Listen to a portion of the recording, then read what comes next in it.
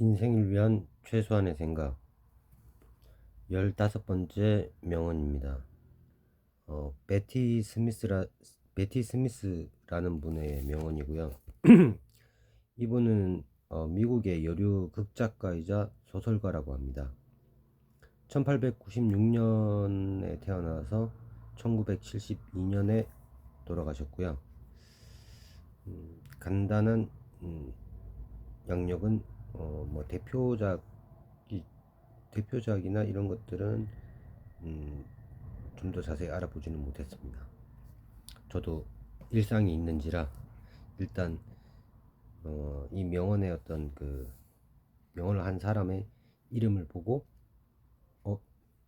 처음 보는 사람인데 라고 생각 들면 네이버에서 잠깐 검색해 보는 정도입니다. 저도 아직은 이 말씀을 하신 분들에 대해서 좀 더 배경 지식이 쌓이면 이 명언에 대해서 조금 더 다른 시각들을 접할 수 있지 않을까라는 생각도 들긴 하는데, 어쨌든 이 책 자체가 이제 저자분들이 이제 명언에 대한 나름의 그 해설을 써놓으신 그런 책이다 보니까, 그래서 저자 그 명언의 어떤 당사자들에 대해서 그렇게 깊게까지는 아직 못 들어가 보고 있습니다.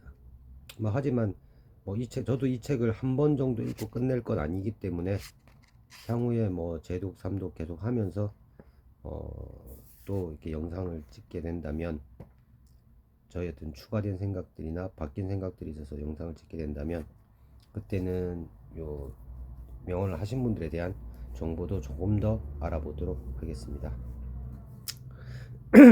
자, 그럼 일단 명언을 먼저 읽어 드리겠습니다. 모든 것을 처음 또는 마지막으로 보는 것처럼 보라. 문장 자체는 굉장히 간단하죠. 뭐 명언들이 다 그렇긴 하지만, 근데 저는 개인적으로 울림을 뭐 현재까지 뭐 15편, 편수로는 15편밖에 안 됐지만 울림이 있는 명언들 중에 하나였습니다. 오늘의 이 명언이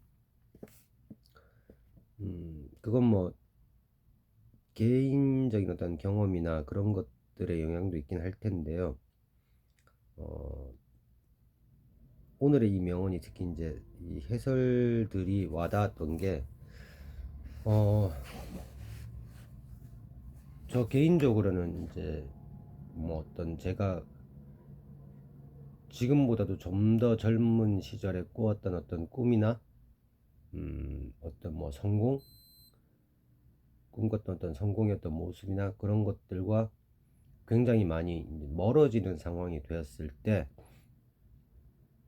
그래서 이제 모든 것이 끝났다라는 생각이 들었을 때, 그렇지 않다라는 것. 정작 중요한 것은 그리 먼 곳에 있었던 것이 아니라는 것. 그렇기 때문에 다시 시작할 수 있다라는 그런 용기를 얻을 수 있었다는 그런 것들. 그래서 머릿속에서 막연하게 이렇게 파편처럼 흩어져 있던 그런 것들이 이 글을 읽으면서, 아, 그렇구나, 내가 그런 마음으로, 이런 마음으로 마음을 다잡았었구나 라는 걸 느끼게 해줘서 제 생각을 정리해준 그런 느낌. 그래서 특히 이 명언이나 이 해설이 제 어떤 마음을 많이 움직인 것 같습니다. 저자들의 인사이트를 읽어 드리도록 하겠습니다. 익숙함이라는 안경을 벗고 세상을 대하는 태도는 삶의 경이로움을 회복하는 유일한 길이다. 익숙함이라는 게 흔히 익숙함은 이제 권태로 이어지기가 쉽죠. 그러니까 하지만 익숙하다는 거는 그만큼 또 많은 시간을 나와 함께한 존재라는 의미이기도 하겠죠. 그래서 익숙함이라는 그 자체가 나쁜 거라기보다는 익숙함이라는 것에 젖어서 더 이상 그 대상을 제대로 이렇게 소중하게 보지 않게 되는 것이 문제라고 생각합니다.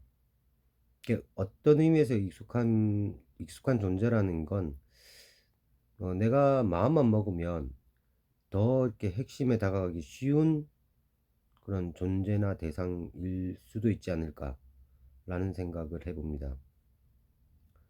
계속해서 매일 반복되는 풍경도 처음 마주하는 설렘으로 대하면 생경한 아름다움이 피어나고 다시는 볼 수 없는 마지막 순간처럼 애틋함으로 대하면 모든 존재는 그 자체로 눈부신 기적이 된다. 그렇죠.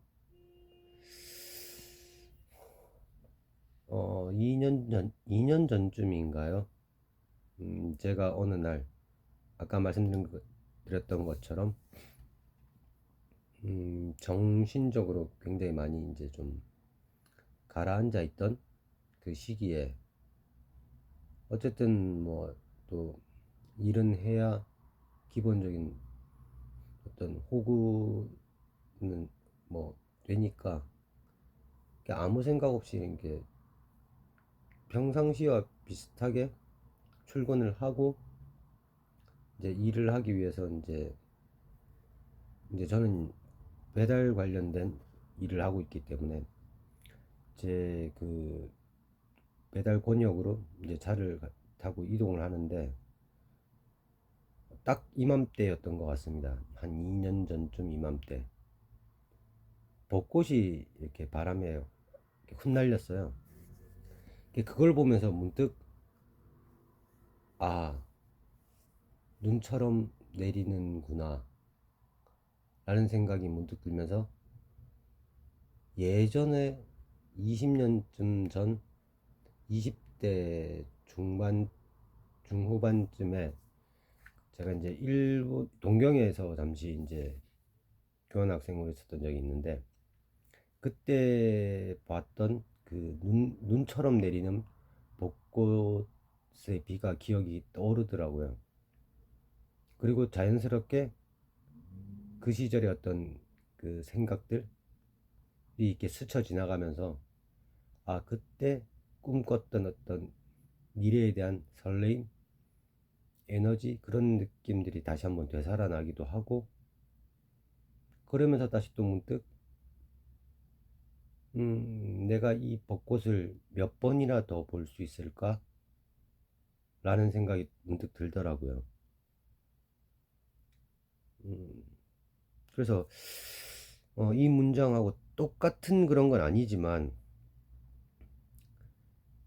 어, 이렇게 매일 반복되는 풍경도 어느 순간 내 마음이나 내 시선이 달라질 때 어떤 새로움으로 다가오는 경험을 해봤던 것 같아요.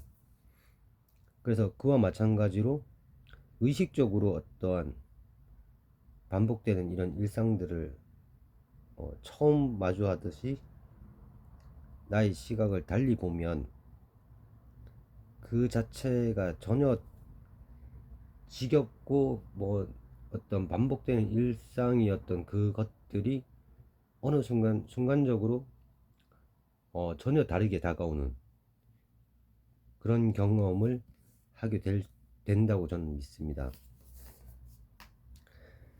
계속해서 저자들은 이야기합니다.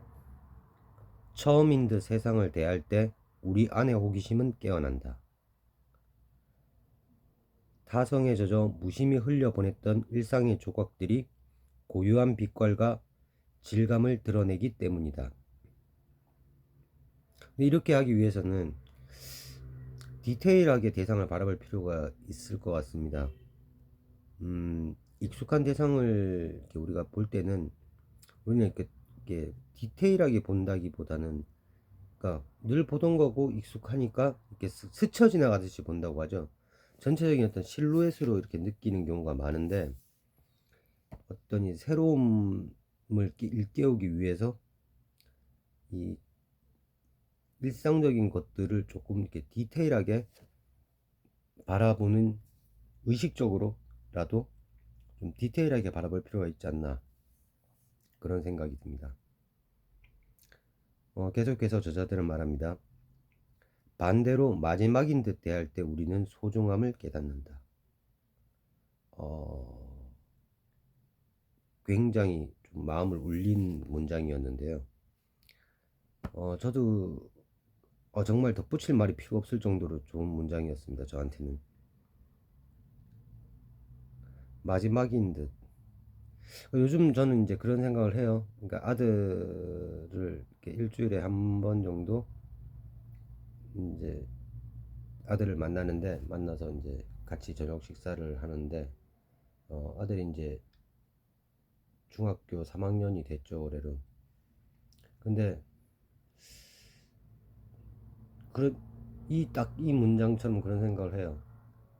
내가 이 아이를 오늘 보는 게 마지막일 수도 있다. 다음 주에는 내가 이 아이를 보지 못하게 될 수도 있다.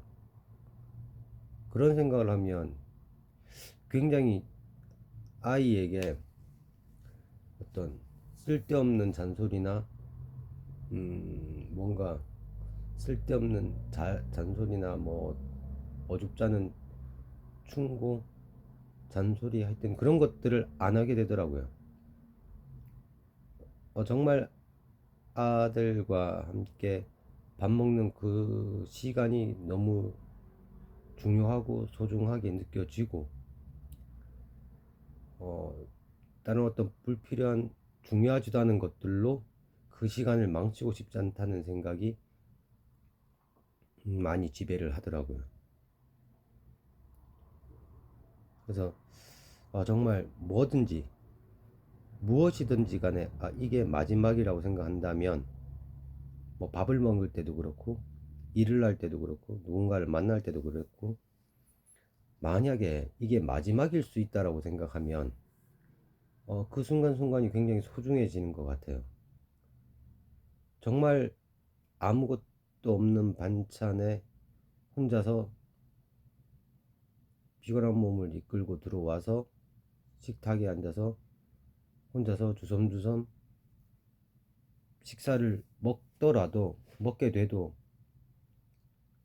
마지막 식사일 수 있다라고 생각하면 굉장히 우울한 게 아니고 그 자체가 굉장히 밥을 먹을 수 있음에 대해서 감사하게 생각하게 되더라고요. 이게 모든 매사에 성경 말씀에도 범사에 감사하라고 말씀하셨는데 정말 범사에 감사하게 되더라고요. 감사하는 일이 점점 늘어납니다. 저의 경우에 늘어났습니다.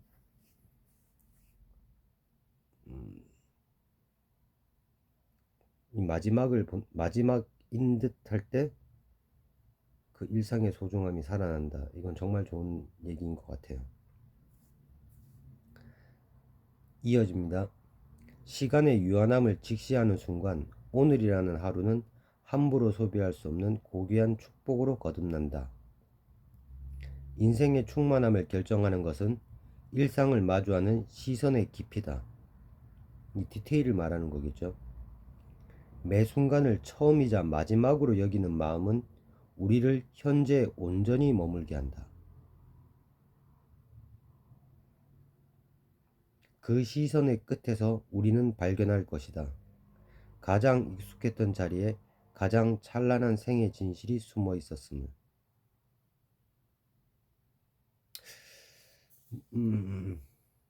물론 저보다 더 큰 어려움을 겪고 더 큰 상실감을 겪으신 분들이 많겠지만, 생각해보면 그런 것 같아요. 그러니까 진짜 정작 중요하고 소중한 것은 늘 내 가까이에 있었던 경우가 많았던 것 같습니다. 그러니까 잃어버리고 나서 소중함을 느끼는 게 우리 인간의 어리석음이기도 하죠. 물론 뭐 저만의 어리석음인지 모르겠습니다만은, 그러니까 행복이라는 게 그런 어떤 다른 책에서도 이런 얘기를 했던 걸 읽은 기억이 나는데, 행복이라는 거는 뭐 어딘가에 있어서 찾아가야 되는 게 아니라 내 옆에 있는 행복을 내가 알아봐 주는 거다라는 뭐 그런 류의 어떤 얘기를 읽었던 적이 있습니다. 뭐 이 생각을 순수하게 제가 했을 리는 만무하기 때문에 뭐 어딘가에서 읽었겠죠. 읽어서 이제 제 머리에 남아 있는 거겠죠. 근데 그때 당시에는 이 말이 이제 그렇게 와닿지 않았었던 것 같아요. 와닿지 않았으니까 곁에 있는 소중한 것들을 많이 놓쳤겠죠. 하지만 이제 어느 정도 이제 시간이 지나고 경험을 통해서 이제 느끼는 바도 있고 하면 많은 것을 뭐 예전에 비해서 많은 것들을 상실을 하기도 했겠지만 그럼에도 불구하고 돌아보면 아직도 제 옆에 있는 소중한 것들이 분명히 많을 거기 때문에 음, 앞으로 지금부터라도 그 익숙한 내 옆에 있는 것들의 소중함을 깨닫고 지킬 수 있는 그런 삶을 살기 위해서 노력을 해야겠다라는 생각을 합니다.